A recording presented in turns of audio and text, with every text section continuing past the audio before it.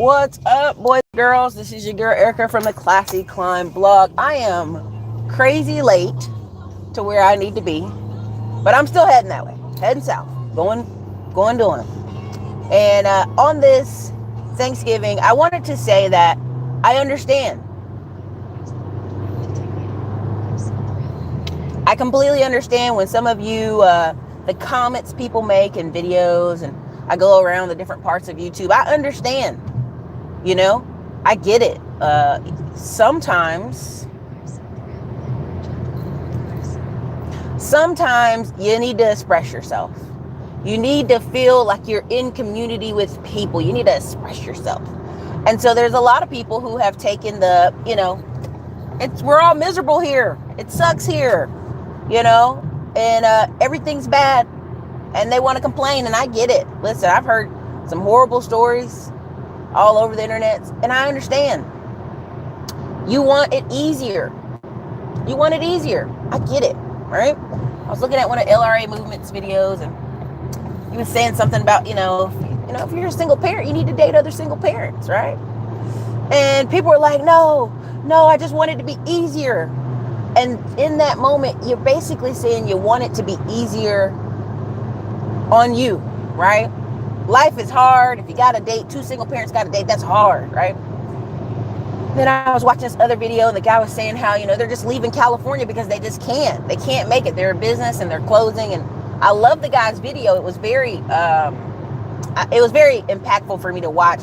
As someone who doesn't live in California but visited California, I get it. He wants to leave California. He's out of there. It's too much. Instead of staying and fighting, which it's not meant for everybody to stay and fight against a system. You have to do what's best for your children. And for me, what I tell people is, I want you, as you watch my videos, hey, I completely understand some people like, I just can't do it, Eric. I got kids, I got a wife, I got this, it's busy, my schedule. I get it. I'm not going to fight you, because if you don't believe you can, I can't convince you that you can. No one can do that. Only you can do that. Only you can convince you that it's possible, that it's worth it, that it's worth the fight. Right? When you see somebody, man, is it worth it for me to walk across the room and talk to them? It's got to be worth it to you. And if it's not, you have to be willing to live with the consequences of that. That's all. Now, there's something I was making a joke with a friend about when people say they're a free spirit. I'm a free spirit, girl. I'm just a free spirit. And usually, am I dealing with people, when someone, a man or woman, tells me they're a free spirit, 90% of the time they are someone who don't like rules. They don't like rules. They don't like restrictions on themselves. They don't like people telling them about the timeline of their life. They don't like that. And they're going to do what they want to do regardless of the consequences. And 9 times out of 10, I can talk to a person who tells me they're a free spirit, look over the course of their life and see, and without a shadow of a doubt, like clockwork, I already know the story they're going to tell me. Well, I could have did this, but I did that. I could have did this, but I did that. I could have did this, but I did that. And that's okay. Like I said, your girl understands. Now, there's something Grant Cardone said 11 months ago at one of the business events I was at. And it wasn't the 10X conference. It was another one. And he said,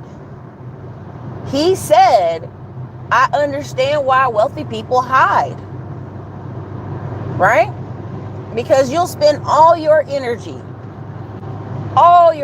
trying to convince friends, trying to convince family, trying to convince people there's a freedom. There's freedom over here if you just follow me, if you just go over here, if you just spend money on your business and, you just grow, you'll make all this money, and that person will spend all their energy convincing you they can't do it, and why they can't do it, and the reasons they can't do it, and America's so bad, and women are so bad, and men are so bad, and everything's horrible.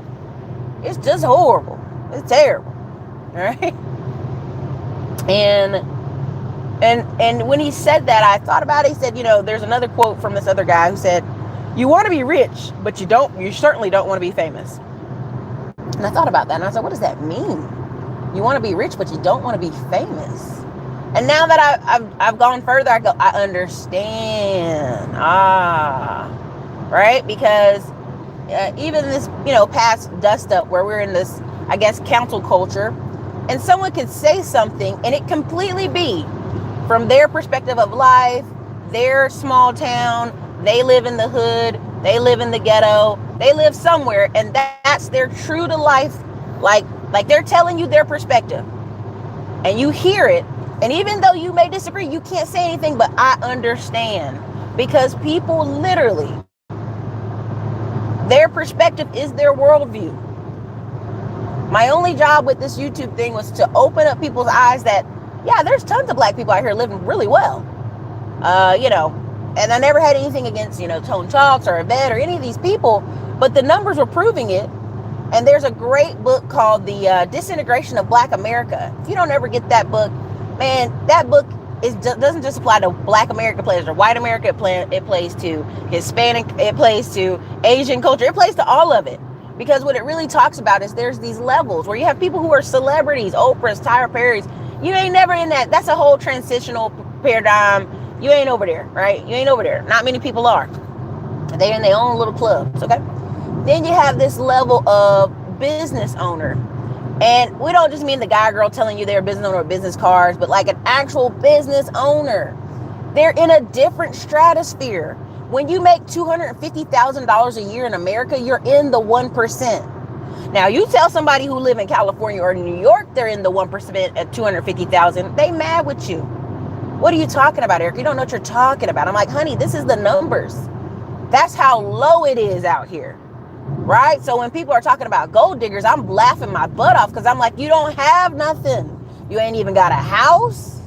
You don't even own your car outright, paid off cash. What gold is they digging? And what they truly mean when they say gold digger, they mean my future choices. I don't trust myself to make good decisions with this person.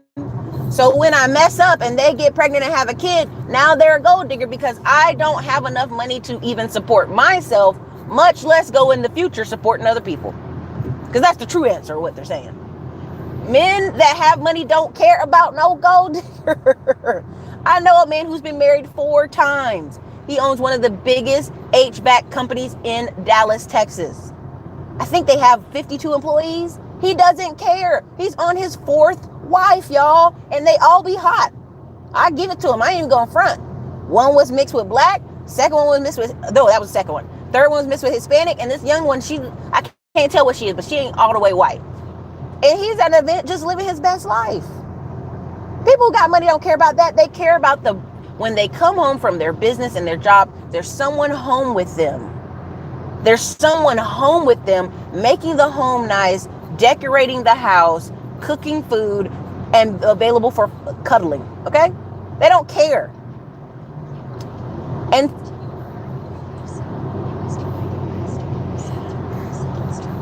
right now we have people fighting the realization that that is true, okay? Because even I worked for a woman who owned a business. Yeah, quotation colon. I worked with a woman who was the business owner. She had her first husband. He was an engineer, but he smoked pot all the time. Didn't care about her business, didn't care that it was growing. When she made $7 million that year, he kind of cared, but he was just like used to her. He's like, oh, you travel to conferences all the time. You're busy. And when she met another go-getter, a military man, a bigger, distinguished go-getter, she divorced that first husband, gave him the house, gave him some cars, gave him some cash, and went on about her deuces. You can even keep the boys, keep the kids, keep them, have them. Now people say, well, Erica, that's heartless of that woman. No. Trust me, when you start actually being in environments with people who create businesses, they know more than anybody else. If their environment sucks, they have to create a better environment. They have to make their environment better by who they put in that circle around them. So that's why you'll see people with money, they ain't talking about no gold diggers. They don't care. I remember I was somewhere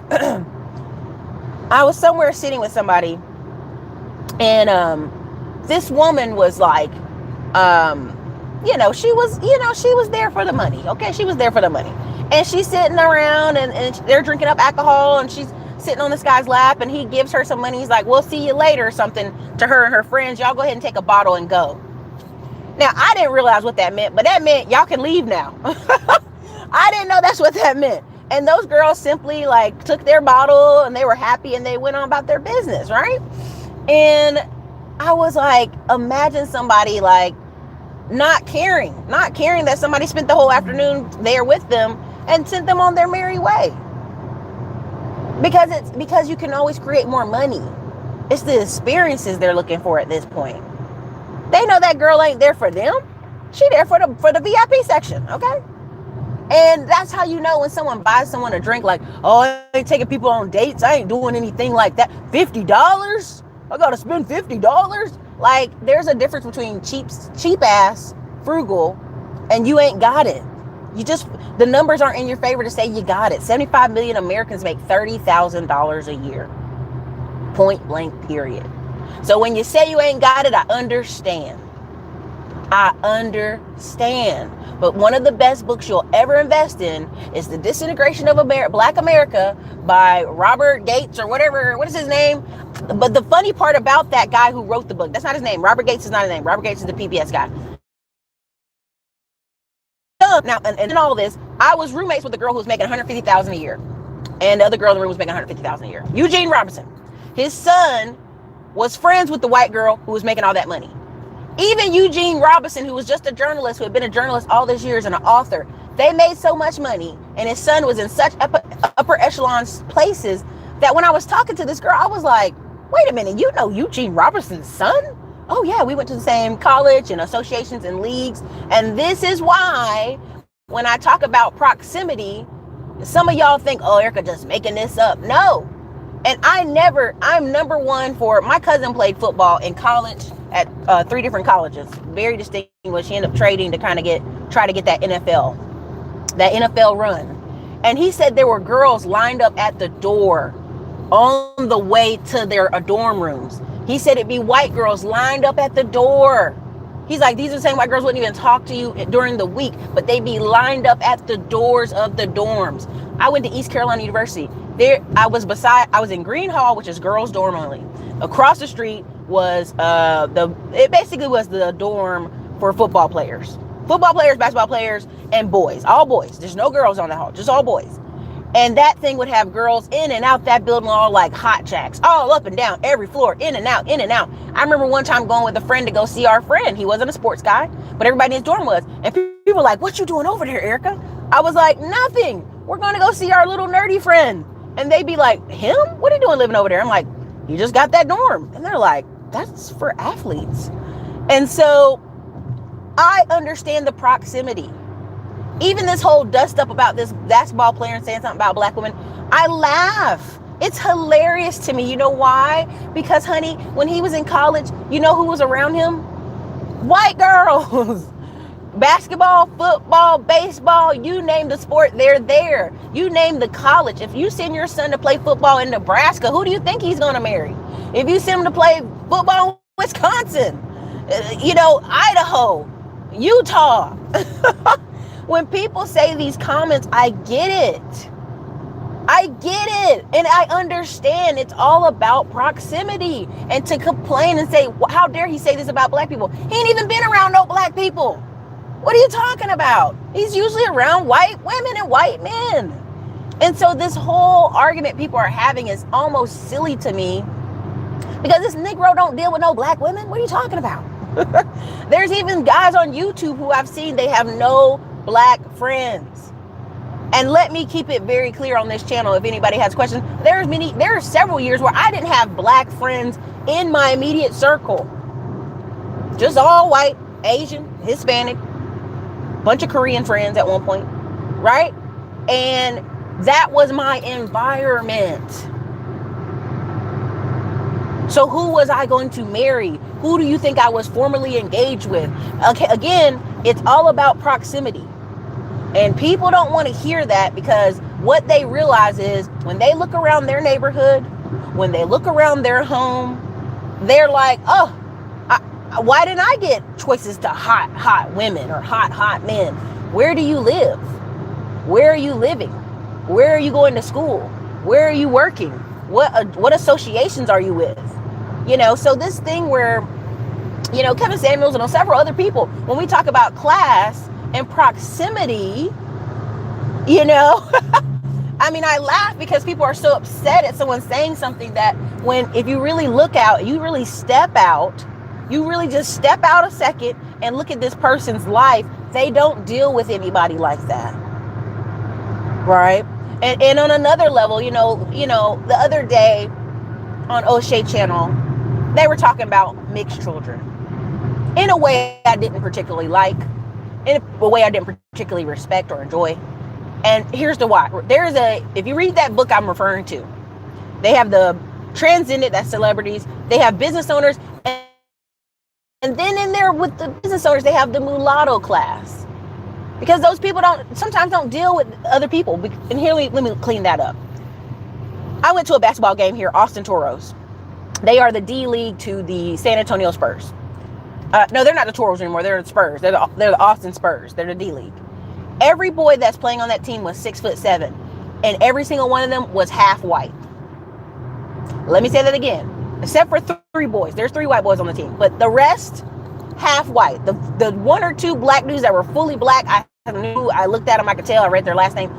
And these boys are 6'7", looking like Klay Thomas.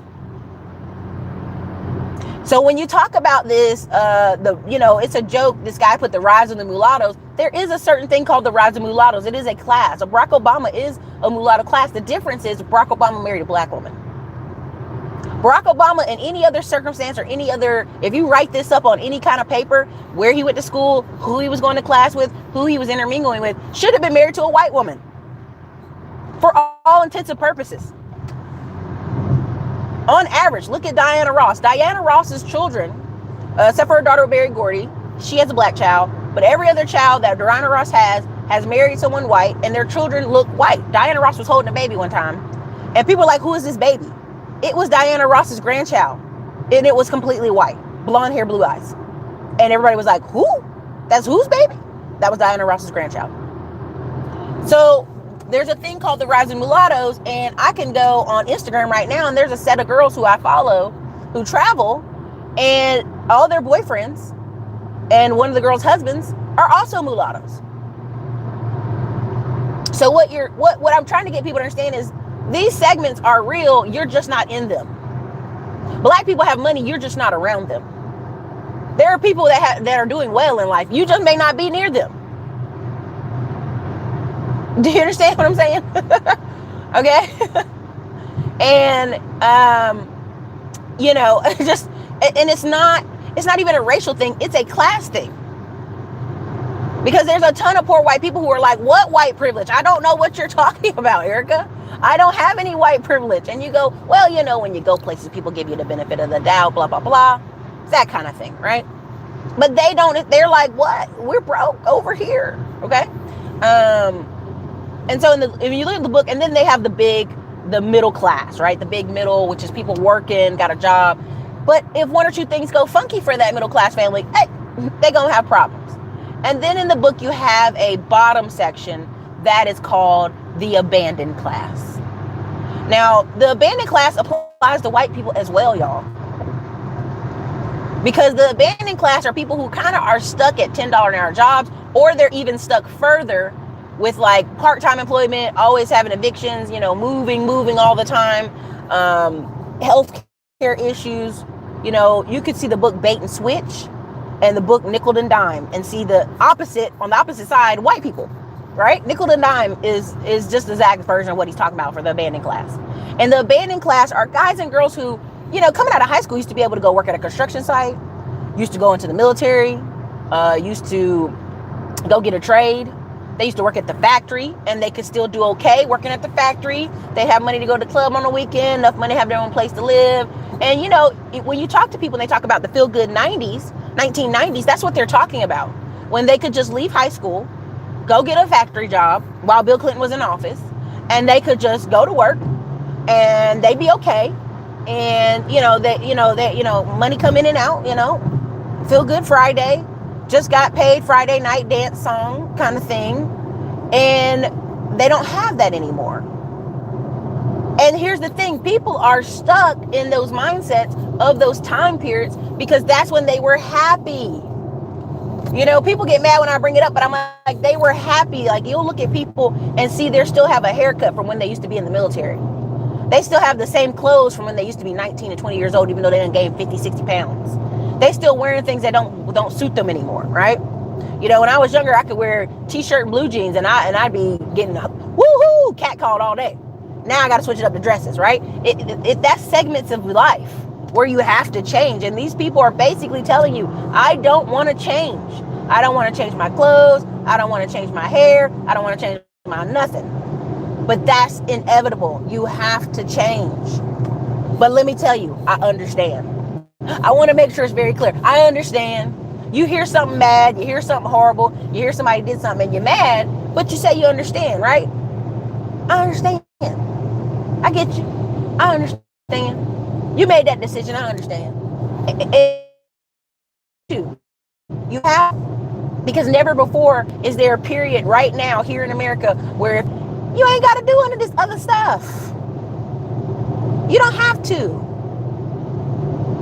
Go get whatever wife you want and control that house. But I can promise you right now, there's a thing called the third generation Loopback. It's a book and it's a study. You, whatever wife you're going to get, that's fine. But that grandchild is going to try to loop back. Now, what does that mean? In the book, and I can tell you this from experience. When I lived in a military town, you usually had a Korean grandma, full-blown Korean, white husband. So the mama's half white. Then the mama marries another military guy, and so now the grandkid is technically like 1/4 Korean at this point or whatever. And they would be diehard. They are moving back. There's a whole study where it shows a lot of these military kids, they are moving to South Korea on purpose. Like moving there so they can be around what? Koreans. It's the third generation Loopback. I saw it with my own eyes and thought it was hilarious. Like, why are you going to Korea in tracksuits, dude? What are you doing? And it was because they wanted to have that connection. They wanted to learn how to speak English better. You can go on YouTube right now. If you don't believe me, go on YouTube right now and look up all these people that moved to South Korea to teach English. Overwhelmingly, a bunch of them are half Korean kids or 1/4 Korean. And they went over there because they're trying to connect back. They're trying to pull back and connect back. It's called the third generation Loopback, okay? And then you also have Germans.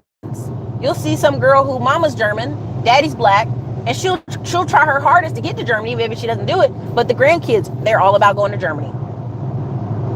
Third generation Loopback. My father was born in Japan. He is not Japanese, just for the record. I want to make sure everybody knows that. My father's not Japanese, but was born in Japan. And because other military people, parents were born in Japan as well, they go back and they live there and stuff. I'm even going back to Japan and seeing, and the place where my father was born is actually gone. It actually was destroyed. I mean, it's basically an empty facility at this point on an old military base. And what's funny is when I bring those things up, I'll have black people on Facebook go, you know, so what, you're traveling and your family lived in all these different cities. You know, y'all really ain't live in the city. I mean, I literally had a black woman who travels all the time tried to tell me that because my brother lived in Germany for 5 years as a kid, and I lived in Alaska, and my dad lived in Japan 7 years of his life, y'all didn't really live there though. You know, y'all just, military people live on the base and they really ain't living there though. And it's just crazy. It's absolutely crazy because it is the absolute response of someone who's hurt, upset, and realizing they are not involved in that loop. They don't live outside this world. They don't live outside of whatever little town they're from. They haven't left. I mean, right now, I can tell you right now, I've talked to people who live in a state, and I go, have you seen this? Have you seen that? No, I've never seen it. It's an hour from you. Oh, I just never been there my whole life as a kid. I've never been there my whole life. Your whole life you living in a state, you 30-something years old, and you ain't even drove to the other side of your state for an hour? This is how poor people are in America, y'all. You got people living in Chicago, ain't even been to the museums. You got people living in California, never been to the beach. I've heard the stories. I've met people whose parents don't take them anywhere. This is why schools used to take kids to museums and take them places. This is why when they come on YouTube and they complain, I understand. I literally just throw my hands up. I understand, baby. I get it. You ain't been nowhere. You ain't around nobody different. and you angry, and I get it, and I understand. Because it's not even always about money. There's some people out here making enough money that they could take a $300 plane ticket to go somewhere, but when they got there, they probably wouldn't have enough money for the hotel or some other things. And I've heard those stories too. So they don't leave, they don't travel, they don't take the $300 plane ticket to somewhere. They don't do it. I understand why the travel channels are so popular, because that's the only way you're gonna get there. I understand it's easy to make fun of I get it, it's easy to make fun of single parent moms even though you have a baby mama. I mean, I get it, I understand.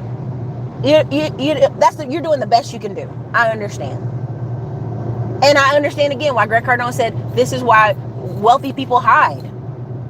Why waste your time, your energy, your heart, your hope trying to help people who refuse to help themselves, who don't even want to hear about it? They're like, don't bring me that good news. Don't you bring me that good news. Don't you tell me I can go get a better job. Do you know the number one messages we get on whenever I present a course or I present like the tech jobs or anything? Can I do it? I'm 40. Am I too old? I don't know. Are you too old? You're 40. You might live to be 90 years old. No, you're not too old. I'm meeting 40-year-olds who can outrun me, circles, do push-ups, pull-ups. What are you talking about? Too old? What's too old? You should be learning new skills every day. You should be getting new stuff every year. There should be something new to your life every year. 40? Do you know how many people message us in the comments and respond to Kamoy, Terry, and all these people talking about, am I too old to change? What do you mean? 42 isn't even old. Old to who? A baby? 42 is old to a baby, yeah, but not an adult. Honey, y'all better get out here and get to living, okay? You can be 50-something years old and move to a whole new city, new town, and try and start again and start new. This is terrible, y'all. I understand you're afraid. I understand you're angry.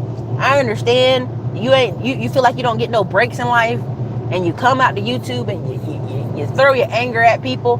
And I understand now what Grant Cardone was saying. You want to be rich, but you certainly don't want to be famous.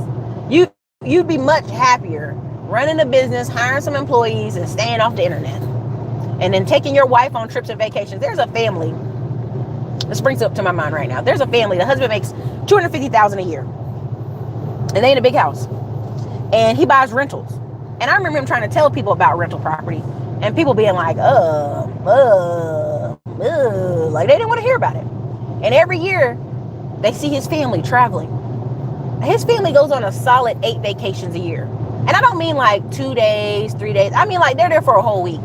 They're there in Wisconsin. They're there in Montana seeing the national parks. They're there in Canada. They're there in Mexico. And like just they sporadically drop the pictures. They drop them pictures. And people were like, man, he really gets paid well at that company. No. You've completely missed the part where he was telling y'all about buying them little ugly rental properties in East Austin and y'all didn't want to do it. See, that part right there y'all missed. Because $250K don't pay for that many vacations. I can do the math. I can tell you it don't. After you do taxes, after you pay for that big old house, it don't. You dig what I'm saying? Okay. Now I remember showing somebody this medical building that was for sale. And it really wasn't a medical building. It was like a fourplex of offices. You know, it was like, what is the thing called? It's like a fourplex. I can't think of the word I'm trying to look for. But it was only for sale for $320,000. And this guy was like, $320,000? That's so much. That's too much. I said, listen, man, this is 4 offices. 4 offices. Already got all the stuff inside ready to go. You're going to charge a business owner $2,000 per office. $2,000 per office, that's times 4, that's $8,000 a month. And then they got net, which is, you know, when you do the yard and you cut the grass and you make sure the parking lot's clean. I was like, $320,000 and you're getting $8,000 a month? By the time I went to go put an offer in for it, it was already gone, y'all. That's how fast that moves. That's why you see them building these new plazas all the time, right?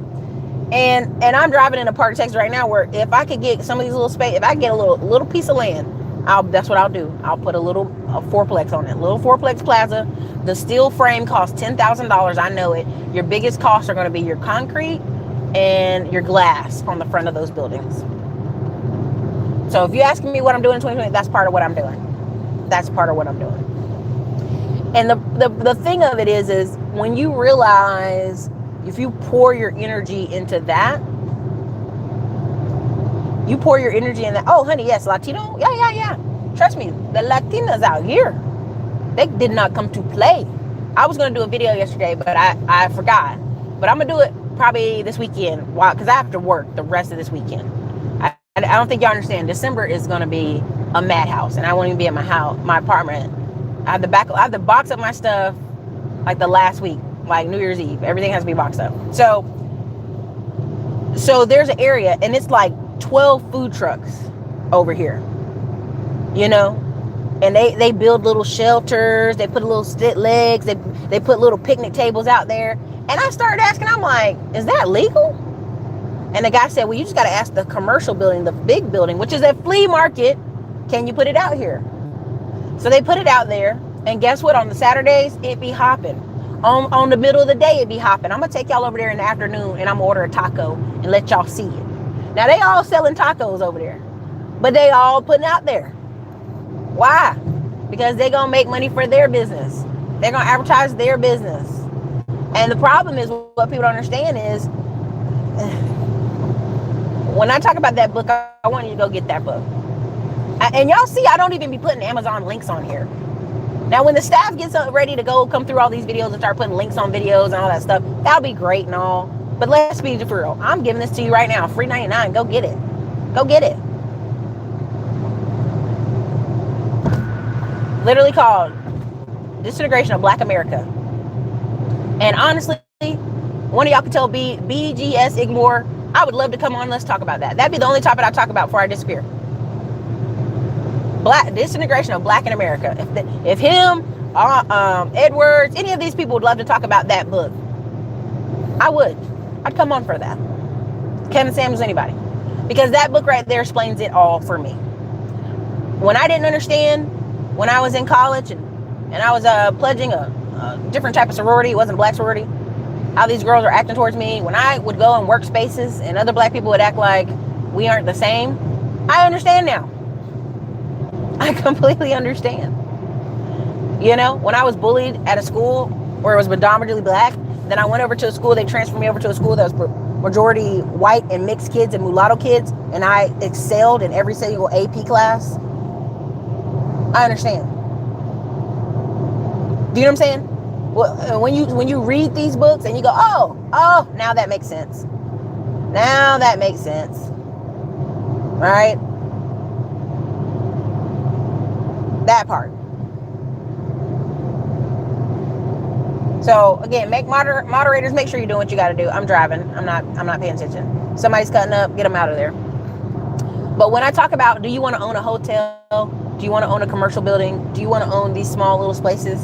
And people are like, oh, we just can't do it. You know, the man won't let us. The white man won't let us do it. We can't save up enough money. But then you look around, they got the brand new car, new cars, I mean, let's just put it this way. You spend every day and night, 2-3 hours every night looking at car videos because they're so beautiful. And I get it. There's a book talking about men look at beauty of cars and women and symmetrical things. That I get. I understand. But how do you get them? How do you get them? You can watch videos. You can watch Cat every day. You can watch, look at the gun. Yeah, guns. Oh, yeah. I have friends with men who love guns. Love them. I've got plenty of guns in my house. And they just, oh my God, look at this. I get that, but how do you get it?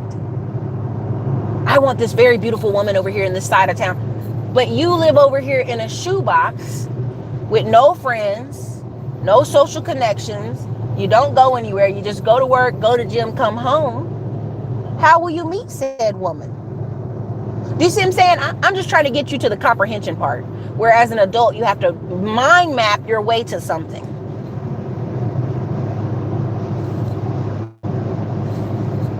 All right? We teach our kids how to mind map to something, how to get to a location. How do you get there? Money is a big part of it. Now, they're going to tell you online, well, you just got to dress better. You got to have talk game. You got to do all this stuff. That's broke talk. That's what broke men trying to convince some 25-year-old girl say. That's ridiculous. Because even at 25, she figured that out. You're going to have to improve your finances. Not for some woman, but for you. For you to live well. For you to have a good retirement. For you to travel where you want to go. For you to go in the restaurant and it don't matter. For you to take people out on Friday and it don't matter if that girl don't call you back. For you to go on about your life. I watched this meme where this girl went on a date with a guy and he Cash App requested $32 from her because she didn't call him back after the date. And she said it was a first date. I didn't like you. I want my money back. And she literally took pictures of it. And she said, not only am I going to send you 32, I'm going to send you 33 because apparently you need it. That $32, will hurt you that bad. I mean, it's crazy. It's crazy, y'all. That's emotional problems. $32, you spend $32 going out to eat by yourself.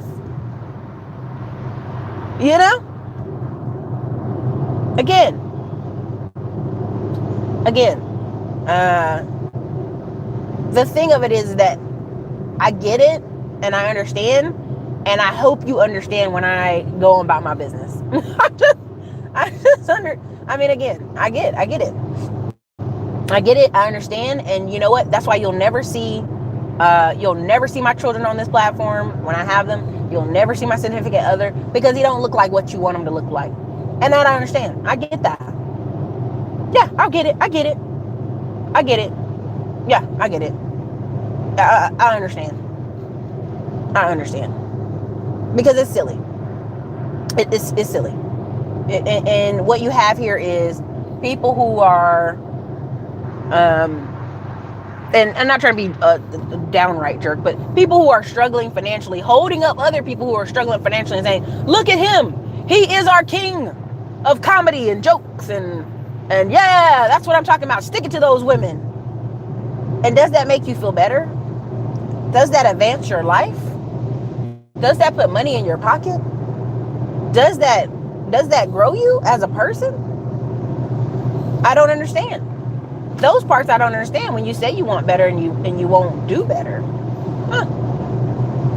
So I spent 2.5 hours last night with the first Q&A of the YouTube course. And I enjoyed it because I want them to see the business side behind of it and how amazing it is and how much money is out here to be made and how much you can connect to people. So if you want to use this platform for silliness, come on, man. I mean, I'm for real. Like, this platform has made multimillionaires who walk away after 2-3 years. I can show you a channel of a girl. I'm not talking about Obsidian or anybody in particular. I've even interviewed Obsidian on this channel. You can go find the old videos. Okay? There's a girl who had a channel. She only did it for 2 years. Stopped doing it. The SEO is so powerful on this platform, YouTube. She still gets 230 people subscribing to her channel daily. She don't even make videos no more. The traffic, it will just send you traffic. And she still is selling out of clothes at her fitness. She has a thing called Raise the Bar. It's just clothes. And she even doing Black Friday. She ain't posted a video in a whole year. She posted maybe one post on Instagram a couple months ago. You can walk away from a whole thing, but if you, I know my course is too low. That's why I said this first pack, this is called the first cohort. The second cohort, the class is going to be $4,000 or $5,000. Because what you got to understand is this girl is not even posting anymore, and she's making money every single day. She's making over $40,000 a month. Now, she may be having some slower months where it's 20,000, but she's making it. If you just count the clothes alone that she pressed in her house, she pressed a whole, like 400 shirts in her house, just had them sitting off in the corner and kept selling out. And she's not posted a video in a year. She literally, no video in a whole year. She bought not one, but 2 sports cars, sold one of them, and bought a whole house. 5-bedroom house with lots of land. And so when people sit here and come on YouTube for the silly stuff, I don't understand. Because you can take that money, you can make real money. Real money from this. You can walk away from this, just completely walk away from it, and it will still run by itself. There are people who quit their YouTube channels 3, 4, 5 years ago. Still running. Their videos are still getting hits. People are still buying stuff off their links. It's called SEO. It's called being a business.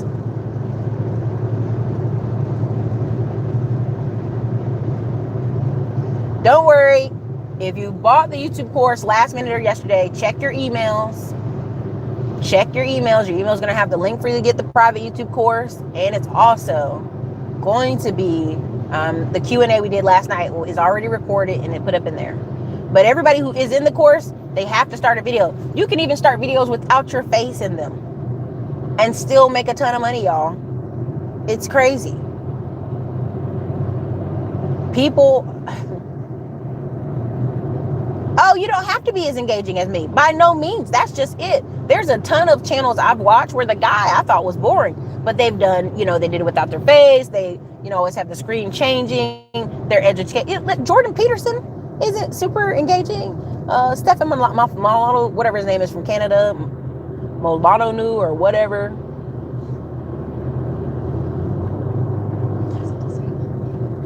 Oh yeah. I mean, listen, O'Shea could walk away. If he does it right, he can walk away when he graduates medical school. And that channel would still make... Again, there are guys right now with prepper channels. And the thing is, people think they know how to make money with YouTube, but they really don't. There's prepper channels. There are all kind of channels. There are fitness channels. There's keto food diet channels. There's history channels on here. There's so much on here. And honestly... I mean, you can never, they can never see your face, see where your family live. I mean, literally, some of these homesteader channels live out in the middle of nowhere. The best example of this is if you go on TV, there's the redheaded woman, and her whole empire is off of her farm in the middle of nowhere. She's like the stay-at-home homesteader or something like that. She's a redhead. She's on HGTV. She done wrote like 5 books without leaving her home, without leaving her. Y'all don't understand how powerful this tool is, and to use it for silliness, I understand. Let me tell y'all, I understand. If you've had a hard time, I was bullied in high school. I understand. If you had a hard time in life, you had a hard time in high school, and you just wanted to be easy road, easy living, pioneer woman, thank you, that's what her name is. You wanted to be easy living, you can. It can be easy. You can go off, get you your wife, go move to the suburbs, go live your life, go take your kids to piano class. But guess what? It can be just as easy with a woman of the same color. Just saying. But because in your mind, again, let's be very clear. It all starts here. It all starts here. If you think something's going to be hard, it will be hard. If you think something else will be easy, it will be easy. But nothing will be as hard as life. And if you think you're going to leave work from doing bare minimum 40 hours a week, I remember I listened to this guy's speech. I think it might have been Brian Tracy. And he was saying the first 40 hours is survival. The next 40 hours is mastery. Now, you go, for the next 40? No, it was like the next 20 is mastery, and the 20 after that is excellence. You can never beat that person. So that meant 80 hours a week. Now, some people be like, I'm not working 80 hours a week. I'm going to be there with my family. But are you really there with your family? Are you home on your phone? Are you home watching ESPN and ain't paying them no mind? And they homework ain't done, and they projects ain't done, and their assignments aren't done. So are you really home with your family? Are you really present? You dig? You're just there. You're just sitting on the couch in the space. You dig? Right? That's not really being present, okay? So let's try that again. The first 40 hours is survival. Because the company's job, when they created that job, the job was not for you to get rich. It was never for you to get rich. It is for you to make the company more money and do a job that the business owner doesn't want. I have 8 or 9 employees. They are all doing things I don't want to do and that are not my strong suits, that I don't want to do. What does that mean? The blogging, the advertising, Google AdWords, Facebook ads, the making sure all the links are right on all the old videos, going back, commenting, cleaning up stuff, checking my emails. I get freaking 200 emails a day. Going through there, checking those. They're all doing things I don't want to do. They're being all paid well, but they're doing things I don't want to do so that I will do what? 3x the money on this channel. 3x the money from all the old videos. Okay? And that's just one side of it. The other side is the investment club, right? So that will run better. Again, you can have a really strong, amazing future off this platform that makes multimillionaires if you come on this platform and act like you have sense and you're running a business. It's just the truth. But I understand people want to come home, they want to veg out, and they want to just turn their brain off and sit in the couch and turn into sludge, and they're tired, Eric. I'm tired. I'm so tired. These will be the same people that will wake up at 55 and 60 and think, I want to retire. With what money? With what investments? What have you built to give yourself an easy road? There's a great video, if I can find it, where the guy was saying most Nobel Peace Prize people are poor people that come from rough situations, not the best. He was saying when he worked in the Jimmy Carter administration, not just Jimmy Carter, there was a guy. He was tall, he was athletic, he was blonde hair, and he went to Princeton, and he was on the law review, and people just kept giving him a job. Every year, they give him this new job, a different job. They go, man, you look the part, and they kept moving. He said that same guy at 45 had got all those promotions, but didn't learn a damn thing because he looked the part. He just looked the part, and people gave him the opportunity every time, and they would keep moving him job to job. He said at 45, that guy was like, if I leave Jimmy Carter's administration, I don't know if I can get another job. I don't even know if I know how to do that. So what you have right now, you have some people who the first 20 years of their life looked really nice. So people have been pushing them through, and they're going to get to that middle part, which that middle part was like 30 to 50. And if they don't make some significant, they can coast. That first under 30 years, if they set it up right, they can coast. But that next 30 to 50, if they don't, they'll coast. But the projection is they're going to coast down. That's the projection. You're coasting down. There's a thing, if you'll meet military people sometime and they're retired and their house is a mess and they look a mess, you're like, what happened?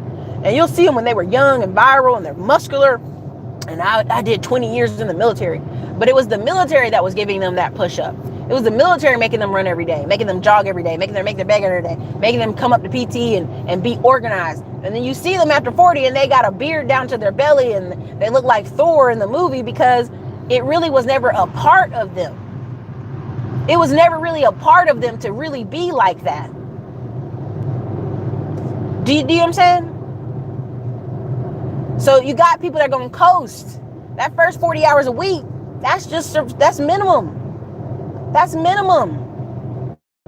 That other 40 hours, that's when you really master yourself and your family and your life and money. And, some of the time they may go one in and out of there and out the other, and that's fine. But I can promise you this. Your kids are watching you. Your family is watching you. I posted a post that said, I've helped thousands of people and I could help my family if they listen too. But the thing is, people are stubborn, and when they decide, oh, I need help now. I want to change now. I want a better life now. Don't wake up and be 60 years old talking about you want that. You still can do it at 60 years old, but it's going to be the push of your life. You're going to be working like a Hebrew slave, okay? Trying to get that last 20 years. These men, when they get on child support, they want to I'm going to be under the radar. She ain't going to get no money out of me. I'm just going to drop out. And that is the worst mistake of your life. You will wake up and your children will be 20 years old and you're some 50-year-old man struggling the rest of your life because you want to get under the radar. You want to pay less in child support. You don't care. You're going to live minimalist life in an apartment with just a couch and some tuna. Don't do this to yourself. I promise you, do not do this. If you're a woman and you had a divorce or something bad happened to you and you just want to check out, you'll never get another relationship of your life, you'll never get involved with people, that is bad. That is dangerous. Go get help on both sides. Because you wake up and you see these 80-year-old people and 60-year-old people, nobody's there, nobody's talking to them, no one's checking up on them. That story of that man that was 51 years old that died by himself and no one checked for 3 years, that should never happen. Not because it's the apartment complex's job to check on somebody. You a grown-ass person. It's your job as an adult to have a community around you. That's your job as an adult. How do you have kids that don't call you? How do you have family that don't call you? How do you don't have any friends that don't check on you? And people giving me this, I'm a lone wolf. Even lone wolves have other people they know that don't even sound right. Think about it, y'all. That's not normal. I'm going to a whole nother city. I'm going to go eat with friends and their family and their parents. Then while I'm here in San Antonio, there's 3 other people I'm trying to go hang out with. They've already booked for lunch tomorrow. In a whole nother city, y'all. You have to build a life that makes sense. And trying to be under the radar and trying to squeeze a penny till it hollers and trying to clip 1,000 coupons and I'm not going to do nothing else and I'm not going to try to get a new job or new anything. You know, it's all materialism. The man wants you to do stuff like that. That's crazy, y'all. That's crazy. That's crazy. It is. And there's nothing that you can convince me that it isn't. Something in your programming has handicapped you. I don't know what it is. Whatever the TV you're watching, the shows you're listening to. But right now, I am telling you, there are men who I've been on shows. Got a consult call from me. A year later, I'm just doing a follow-up with them. They done changed their whole life. Their family got a new house. Their business is thriving. You know, when you think about it, if you have some kind of side business that brings an extra $6,000 a month, a lot of y'all say, man, they're going to need 15, 20 grand a month. But if you see some of these people bringing a side business that brings in an extra 6,000 a month, you'd be surprised how your life will change, how your family will change. Now your kids you can pay for the little after school stuff. Your wife's taking them to that, right? You got a little bit more comfort, a little bit more squeeze between you and the bills. Whole different attitude. And it's out here. There's just no reason. It's out here. You know, a lot of people say, well, Erica, you know, people in tech make like 80K a year, and then in a couple of years they make 120. If I told you 75 million Americans make 30,000 a year, yes, take the 80K job and wait a few years. I mean, literally, I had people arguing with me like, well, why should I change careers? They only make 80K when they first start, Erica. If the average income in America is 75 million Americans, which is half of all working Americans, because you have 150 million Americans working, are making $30,000 a year, you're complaining because entry level is not 100K? That's ridiculous. That's like saying, well, because it's not giving me 100K the first time I do it, I ain't gonna do it. I ain't gonna do it. You know, I ain't gonna do it, Erica. You know, I better get paid. Sir, you make 40,000 right now. You would be doubling your income if you took this job. What you're trying to say is you don't want to be uncomfortable. You don't want to change. You don't want to have to buy slacks and pants and suits and shirts and button-ups. Oh, that's too much for you. You want to be comfortable. But you haven't earned the financial stability to be comfortable. What are you talking about? What are you talking about? You ain't earned it. Every day, I get up and I go to the gym, and people are like, well, you need to do this, you need to do that. Listen to me, listen. Every day, I get up and go, and it's just the compound effect of it.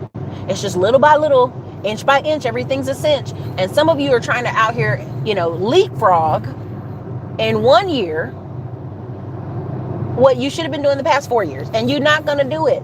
Again, when I showed the board last night where I said 3 to 10 events a month, and that give you 36 to 100 and some odd events a year, People were like, that's too much, Erica. Oh, that's too much. That's crazy, Erica. That's, no, girl, I would never do that. That's crazy. You make sure you go out every Friday for Freaky Friday. You make sure you go to church every Sunday. You make sure you go to 1 or 2 other events all the time. Why? Why? How is that crazy? How is that crazy?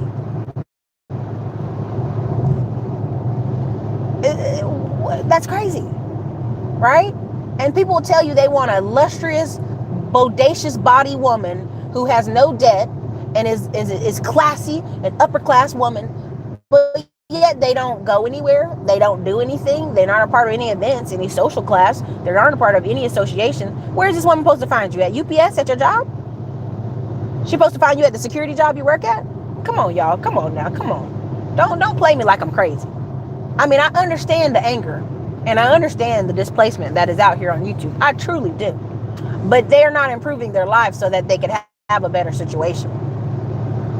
Because if they were, it could be different. It'd be, again, I can point out 5 women's stories I know who are divorced women with multiple kids who just married business owners. And their bodies are not bodacious.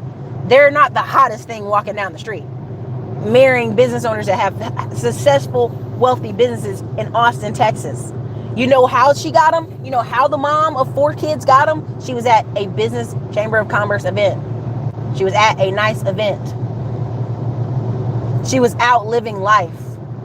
It's all about proximity, people.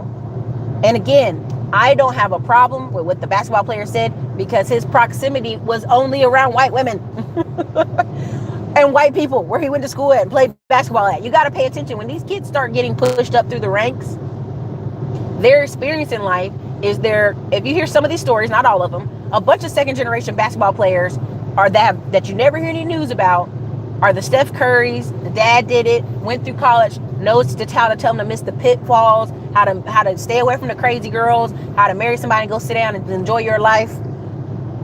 Those are a lot of what you're seeing in basketball now. Second generation, quiet, go live their life.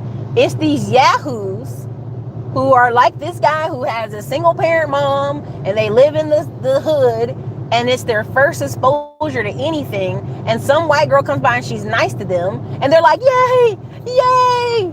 Listen, brother, I understand. Congratulations. Take your prize, go home, be happy, live your life, go on vacations, enjoy your children. Don't get out here in the muck and the mire and try to, oh yeah, these women is terrible. You don't even know any of these women. You don't even deal with black women because where you went to school at and what you do now. Only black women you were talking about that are terrible are the ones in your family. Now don't get it twisted. I understand. I understand, brother. Enjoy yourself. But if y'all just pull the story out just a little bit and think about it, this person isn't even around those type of people at all. The only place they're seeing them is World Star Online. They don't deal with these type of people and they don't live near them. So for y'all to get upset about it, it's like, pull the story out a little bit. Do you get what I'm saying? Think about it a little bit. This person isn't around those people. He don't even know he hasn't been around those people in years.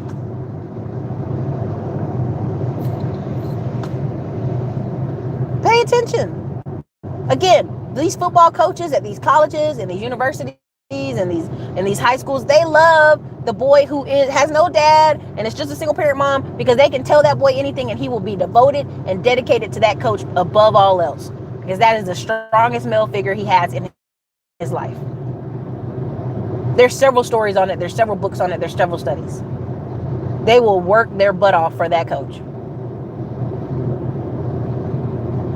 So when you have players like LeVar Ball, prime example, strong father involved there in the mix, going to tell you where the son is or is not going to go. Going to tell you what he is and is not going to do. You have a different story. But even LeVar Ball's daddy has a white wife where he went to school at, went to college. Okay, where he went to college. Look at these people's backstory. Look at it. Pull it out a little bit. Read it. And then go on about your life. That's all. Just say you understand and move on. When somebody has a bad divorce story, you go, oh man, that's terrible. I understand. You still gonna need counseling. You're still going to have to get over this, and you're still going to have to move on. You can't spend your next 10 years of your life coming on YouTube ranting. Your children eventually will see this and be like, damn, it's sad daddy never got to move on. It's sad daddy never got another job to pay more money so he can go live a better life. It's sad that how mama treated him. Your kids will see this. When you become an adult, your kids will see this. But giving up is not the answer. Thank you, Jason Dykes, and thank you for anybody who super chatted during the show. Giving up is never the answer, because your kids see that too. I promise you. They know if you gave up. They can look at your life and look at your apartment and look at your life over now you in your 50s and go, what happened? They still love you. They still understand. But again, you have choices to make. Okay? So I did this video today because, you know, there's a paradigm shift happening where I really want y'all to read that book. I keep talking about it. The Disintegration of Black America. Not because you can just be like, oh, it's about black people. Anybody, white, black, Hispanic, read this book and you will understand. Because there's another book, Pat Buchanan, The Destruction of White America. Is it Pat Buchanan? It may be him. And it talks about the rise of basically single mothers. It talks about the rise of single mothers, but it also talks about the levels, right? Like you used to be able to mingle among levels of people, and now you're not, right? Again, the abandoned class, the middle class that's kind of squeezed, never kind of really getting ahead, but just doing way better than others. Then you have this business class level, okay? And then you have the rising mulattoes, per se, right? That is a thing. And then at the top, you have the transcendence. Bill Gates don't know many white people like Bill Gates. And if he does, they're all in his circle who he talks to. Him and Warren Buffett hang out. Warren Buffett's 80-something years old. Bill Gates 60-something. 50 or 60-something. Why would they hang out? In real life, they really wouldn't. But,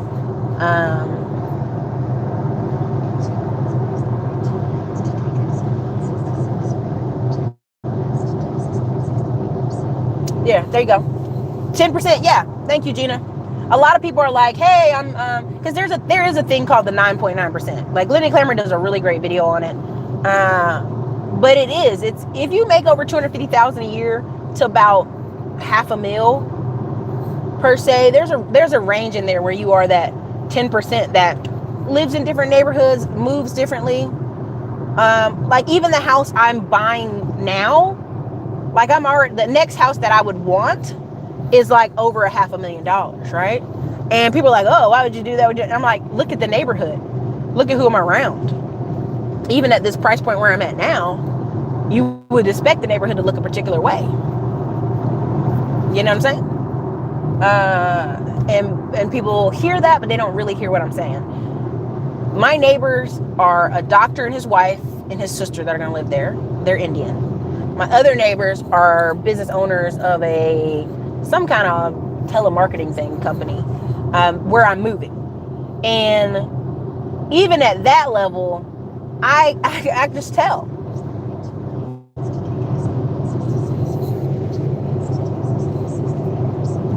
I can already tell I'm going on over to the next, right? So, but prime example, what I mean about the kids will see these videos.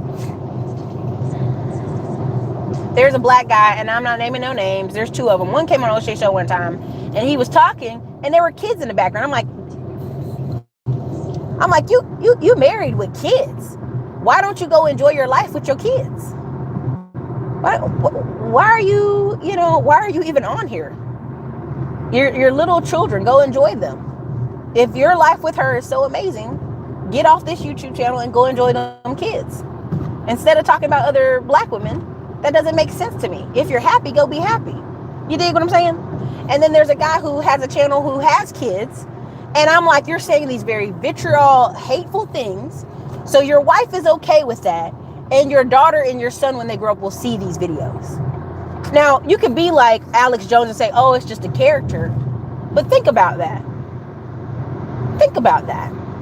He's telling you to not get married, not have kids, not be happy, not have a family, but yet he's married with kids and that doesn't make sense to me. Do you know what I'm saying? That doesn't compute. These people are playing characters.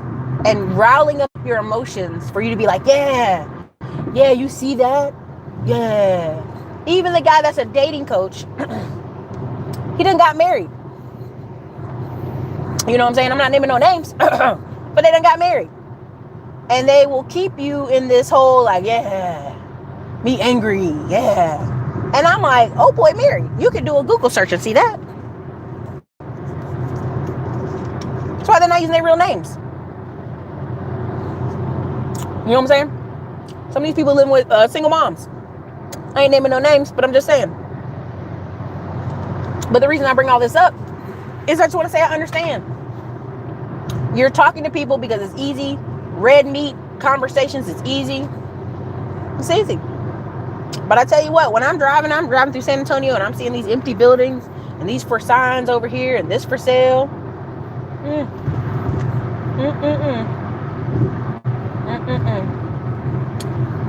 lot of opportunity coming. Some opportunities coming and some shifts gonna be happening. Okay? Y'all better pay attention. Okay? I'm just saying.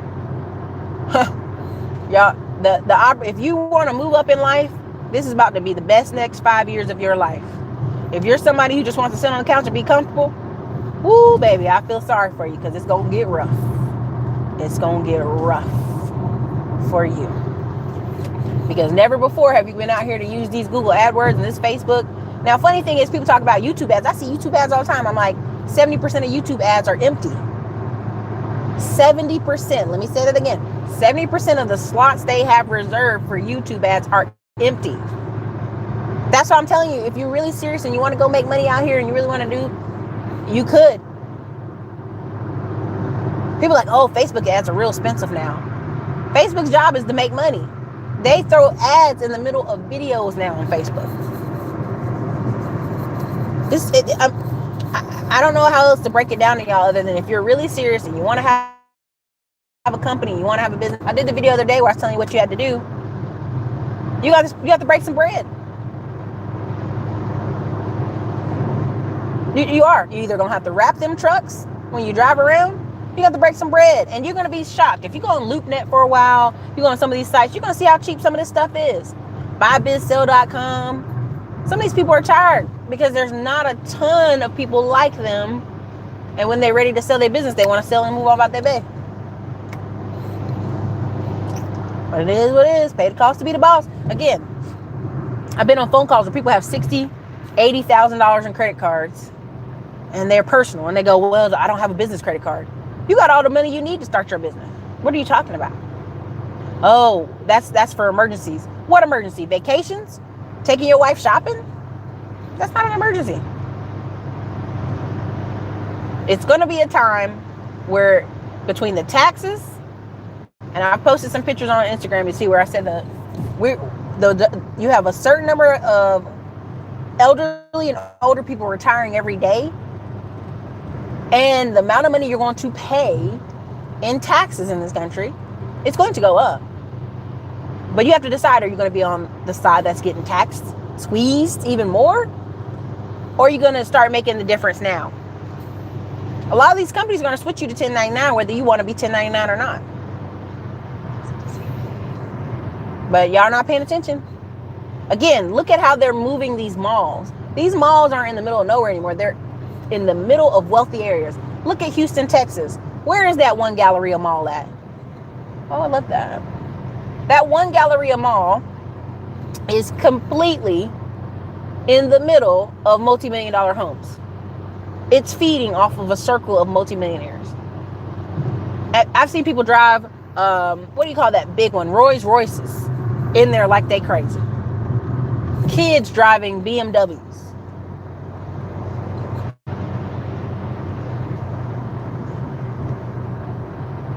Do you know what I'm saying? They're moving these things so that they're only around people with money. There'll be economic moats for everybody else. I watched a video and this guy was 17 years old. His parents are traveling the world and he started a YouTube channel and he's talking about how he dropped out of school at 16. But if you just pull back the curtain a little bit on the channel, his parents have government contracts and been traveling the world since he was 8. So really, he's never really been in school. So yeah, he dropped out of school at 16 and now has this YouTube channel. I mean, there's one guy who's in Portugal, where Portugal is very cheap, and it looks like he has this giant villa. And people are like, oh my God, he has this giant villa. Oh my God. Really? It's just Portugal. He lives in Portugal. It's cheap. And what people don't understand is there's going to be levels to this where a business is just a piece of paper.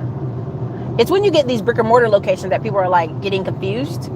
But even if you have a brick and mortar location or a business that requires you to be in a brick and mortar, you have to drive traffic to it.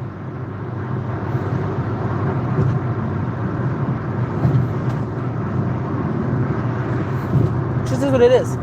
So I could go through case after case after case after case, but at the end of the day, you're going to have levels to this. And the people that figure out how to use the internet, how to use it to their advantage, how to put their family in the proper positioning, they're going to win. The people that want to sit back, I'm doing all right. I'm doing pretty good for me and my people. I'm doing okay. I don't have to get a better job. I don't have to get any better skills. I'm going to go home. My wife's going to cook and it's going to be all good. Okay. You about to wake up at 50 and gonna see. You gonna see. I know people right now who are taking care of their parents because their parents, one of the parents back went out, the other one had a heart attack. And they're 50 and their children are 29 and 28 and they're having to shell out money to keep their mom and dad in their house. Shelling out money. Now, do you think that's gonna let that 28 and 29-year-old do what? That 28 and 28 is much money they shell out to those parents to keep them in that house, keep them well fed, keep their cars paid. They could have took that money and invested in rental property. And I've told them that 3, 4, 5 times. You need to tell your parents can't pay no more. They got to put them somewhere. You got to put them somewhere. You got to downsize your parents. Oh man, we can't do that to the parents. Man, we can't do it to the parents. You know, as soon as my dad back get better, it ain't gonna get better, baby. He 50 something. That's the back. That's the back he has now. You need to be concerned about your mama and her heart attack. That's the back he has now. That is his back he has for the rest of his life. You can do a surgery, you can tone it up, but I can tell you right now, I've seen a military man, 27 years old, get the same back surgery. It took him a year before his back was right. If your dad's 50 something and you're going to get him this surgery, he ain't never going to get right, baby. Don't do it. And that's not me being a negative Nelly. That's just trying to get these people like to understand the only way out of this for your parents is for y'all to take the money that you and your sister make, because y'all make good money a month, almost 10K a month, and start investing in some rental property, because that's it. Keeping your parents in this big old house that they can only sit on the first floor with ain't really it. And y'all don't understand. Y'all don't understand these apartments. Everybody's like, oh, people don't want to own houses. People don't want to own houses because they don't want the responsibility because they're broke, but they want to live in a house and bring extra family members. But I'm telling you, if you're someone who's going to, Grant Cardone's telling you to own apartments, but I'm telling you, people don't want to live in apartments. I've seen the most transition out of my apartment, from the front door to the staff to the everything. Beautiful place, luxury place. And they got people coming in and out, people coming in and out, in and out. And I bet their numbers are just horrible. The walls are thin, even though it's a luxury apartment. I'm like, y'all, the long-term money would be in a house. Most of these people, the next thing, I know a couple right now, they only rent houses. They've been in Texas 6 years. They don't rent apartments. They only rent houses. And they own time with their money. And they make good money. They just always have this hope and dream that they're going to move back to Florida one day. And I'm like, y'all better invest that money. I'm not saying that. Here's what I'm telling you. His parents like to eat. And they are both overweight. And the mom had a heart attack. She's getting better. I think she had a heart attack from the stress of the dad's back going out. But I'm just letting you know, at 50 compared to if you're 28, it will not be the same. Can you get better? For sure. Could you walk every day? For sure. But are you ever going to be 100% back to who you were? No. I think we want to all be optimistic and have all this hope. But some people have not taken good care of themselves. That's all there is to it. And it's an uphill struggle and battle to make sure you maintain good health, period, for anybody. Before you have a back problem, before you have a heart attack, before you have any of this other stuff. Mobility is life. You can't walk for long periods of time. That's bad. It's bad. So look, part of something I was saying about the paradigm shift, 13%, stay-at-home moms went up 13%. Now immediately people are like, oh, it's because of child care. Child care is so expensive. No, some of it is child care. I'm pretty sure the family said these numbers don't make sense, but it's a quality of life thing. Why have the babies if you can't stay home with them? It don't even make sense. Most of these people are not making over $30K a year. Why would they go to work when they can just stay home with the babies and save money? And then you have a set of, they said, oh, the middle class lost people. And what I was trying to get people to understand is it's not that the middle class lost people. Majority of those people went up to the next level. And what's the next level? Investing. So now they're in a different type of neighborhood. They're not classified as middle class anymore. A certain number of hundreds of millionaires are made every day. But it's also people coming up and down, right? Like Elon Musk was a billionaire and then he lost 300 million and now he's 700 whatever. I'm like, y'all, he's a millionaire. He's still a billionaire. Like, this is silly. This is silly math, but that's the kind of math the government does. So you'll see people becoming millionaires every day, and some of them are falling down and falling back up every other year, right? So they really are still millionaires. It's just a numbers game. It's just numbers on government stats and papers, right? Because when people say, well, what would you do, Erica, if you lost everything and you lost everything? You can disagree all you want. This is actually numbers. You can actually go find this. The same amount of people, it's about a 2% margin, that were middle class went up to become multimillionaires. It's, again, as people get older, think about the numbers, think about the math, think about the investments, went up. Okay? Now, the people that went down, let's be honest, they were making what, $50,000 or less? They really weren't middle class. They're working class. We just don't use the word working class in America because it's offensive, but that's what they really were. Middle class used to go all the way up to the number of $50,000 and up. But let's really do the math. If companies are studying repeatedly, now companies that spend billions of dollars on marketing and advertising are studying you, and they tell you the middle class is 135,000, I'm going to go with that number. That's the real middle class number, 135,000 a year. They're out here racing today, y'all. A Mustang and a Camaro? Is that what that is? That's what it looks like. But anyway, the point of it is, what I'm trying to get you to understand is the choice is here.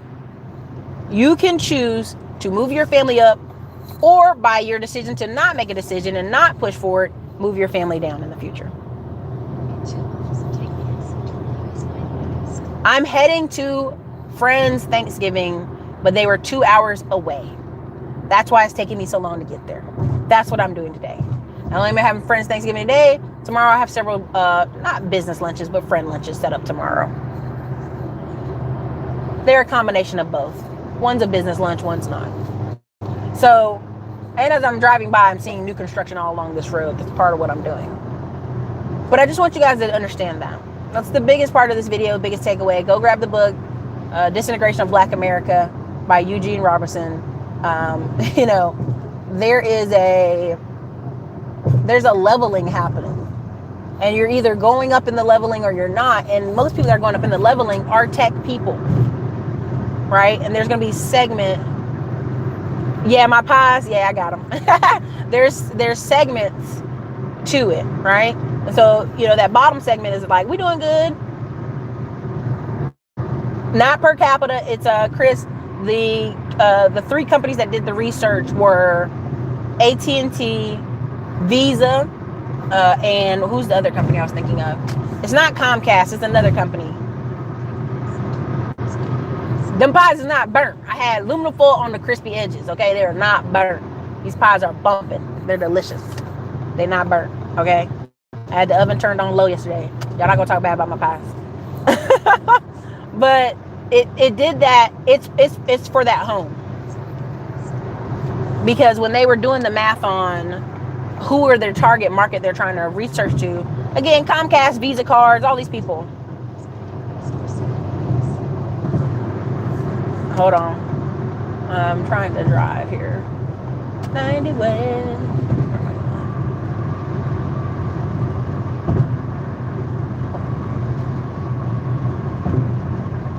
Okay. This is a huge bridge in San Antonio, y'all. Good Lord. I'm on this bridge for real. Hold on a second. That's crazy.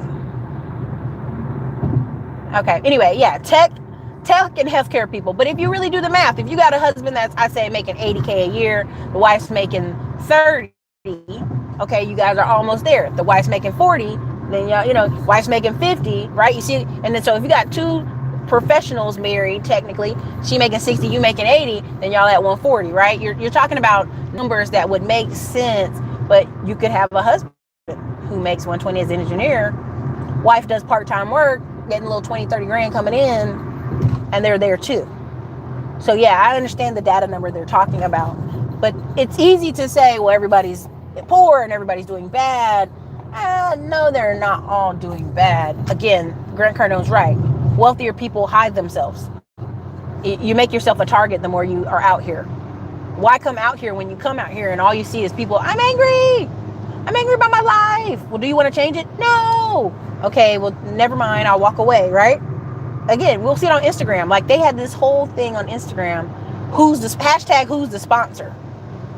Right? Because it was like they could not believe these young people could afford these trips to these different countries. Oh, it had to be somebody sponsoring. Has to be some old man somewhere sponsoring. That is the cry of hatred, right? Again, this whole IRS trying to catch these young Instagram models and these women making money off Cash App, and these men are like, I'm going to report her. I'm going to report her because she's making money off Instagram and I'm not. I'm going to report her. This is crazy, y'all. Trips are not that high. You could use a credit card. I mean, there's literally was girls saying, I am my own sponsor. People don't want to sit back and really do the math on how much some of these trips cost. You literally would have people going, yep, Patreon, all this stuff, right? These girls are, it's not even just this. It's literally, you do the math. If Walmart will sponsor a $20,000 post and you're some girl in a small apartment with cameras, well, what could you do with $20,000 a month? Because your rent's probably already paid up for the whole year. If you're one of these smart girls, you done paid your money up all year. Now you're going to take your money and do what? Travel with it. It's not a hard conclusion. It's not that terrible. But you have people so in such dire straits watching people on the internet having fun that they're like, I'm going to report her because she has Cash App and she's making money and people are giving her money. I'm reporting her. I mean, it's crazy. It's absolutely crazy. Because that's the level of hate that's out there. And that's why wealthy people are like, Michael Dell had to make his children take their Instagrams down for a week or two because they were on a private plane and the sister was making fun of them having to eat this food. This food was like expensive level food. And her brother was like, yeah, looking down on the poor people out of his window. And Michael Dell had to make his children take their Instagram down for a day or two or hide it or whatever they did on Instagram. And it was funny because there's a whole website dedicated to the children, rich kids on Instagram. Instead of worrying about that, go get you some money so your kids can be rich on Instagram too. And they don't even, well, Erica, I don't want that life. My kids are good people. Can you pay for them to go to college without debt? No. Can you give them a car brand new with no debt? No. Then are they really good? And people say it every day in the comments, money doesn't make happiness, Erica. Money doesn't make happiness. Okay. You can be happy broke, but I think you'd rather be happy with a little bit of money. I think you would. I think your wife would be happier. I think your mother would be happier. I saw a video where this woman's Social Security didn't come for 3 months. And they were writing the article saying the mom is going to be put out of her house. Her mortgage is probably going to get foreclosure. And then I said, well, how much is the mortgage? This is horrible. The mortgage was $600, y'all. This woman has 3 grown adult kids. They can't pay $600 mortgage for their mom. Social Security isn't that high, y'all. It's about $800. And they were on the news saying our mom might lose her house. If you got 3 grown adult kids and your mortgage is $600, that's $200 a kid. You just put it together and pay the mortgage. Does that make sense?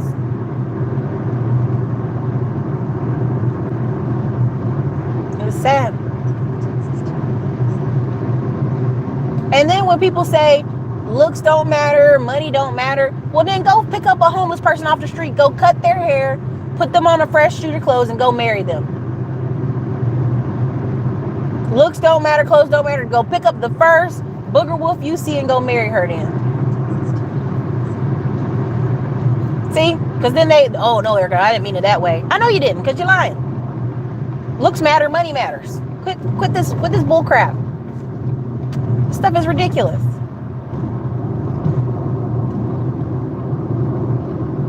Hold on, let me see. Yeah, I'm going out here in the Boonie Farms. Where am I at? Let me go over here. Get over here. Okay, right? Okay. Y'all, I'm out here in the woodchuckers. Okay, anyway. So look, point of all me saying all this is relocate where it makes sense. But pay attention. There's a book called The Frugal Woods. Go get that book. So if you have to downsize your living with your family, that's fine. But you're going to have to figure out a way to raise the income. Because there's money all over. There's money all over this place, just flying in the wind. There's money all over. When I was in California, this guy basically was like, I got money to invest. What's up? And I was like, wait a minute here, sir. Wait a minute. Hold on. But there are people out there, plenty of them, got companies and businesses making a killing. And you have to decide, do you want to be a part of those people? If not, okay, cool. Whatever you want to do. It's up to you. So I'm going to read these comments, the live chat comments when I get to my friend's place here. I appreciate y'all being on today. I'm in the middle of the nowheres in San Antonio, but that's okay. Money matters. You much rather be rich than famous. Famous comes with headaches. How do you invest in cows? Easy. You can invest in farms. You can invest in all kind of stuff. That's a whole nother stream though. But anyways, you guys, this is your girl Erica in the middle of the Boonie Farms. I'm going to show y'all how far out I'm out here. I'm out here in the Texas. In the middle of the nowheres. Out here in the stickety sticks. Me and my pies. We're going to live well. Anyway, all right, guys. Thank you for being here today. Make a decision. Is 2020 going to be nice for you or nah? If not, that's okay. Just make the decision, though. Later.